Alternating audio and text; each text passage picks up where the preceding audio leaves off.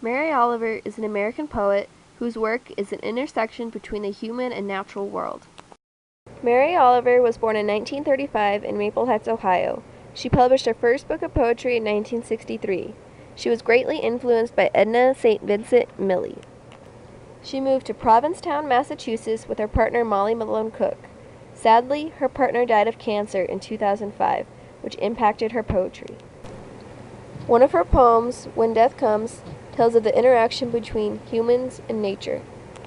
When death comes like the hungry bear in autumn, when death comes and takes all the bright coins from his purse to buy me and snaps the purse shut, when death comes like the measlepox, when death comes like an iceberg between the shoulder blades, I want to step through the door full of curiosity, wondering, what is it going to be like, that cottage of darkness?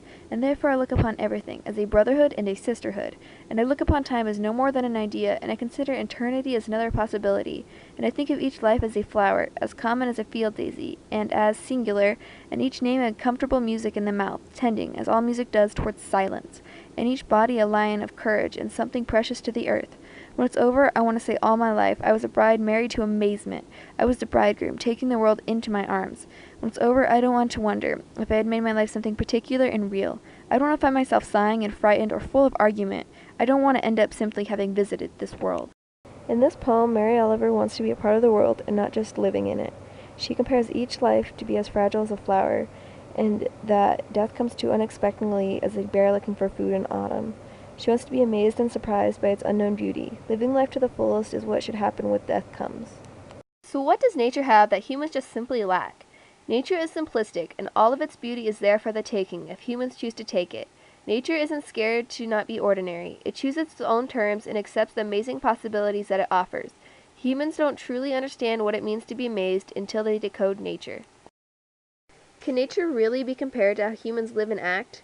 Nature is virtually the same as the human world if we choose to accept it. Death comes unexpectedly in both worlds to not be enjoying the hidden mysteries of nature.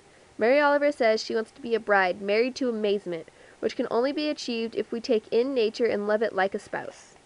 What does it mean to be living in the world and not visiting it? Living in the world is not just merely going from day to day, it's enjoying the things around us. It's about loving the little things that bring us excitement. It's about observing nature and holding the fragile things like a daisy, or being as courageous as a lion. Life is too short to be ordinary. Can nature really influence our lives? Without nature, we die not knowing what we could have done. The hungry bear snatches our life away before we know what's happening. We don't know curiosity or amazement or what it means to live.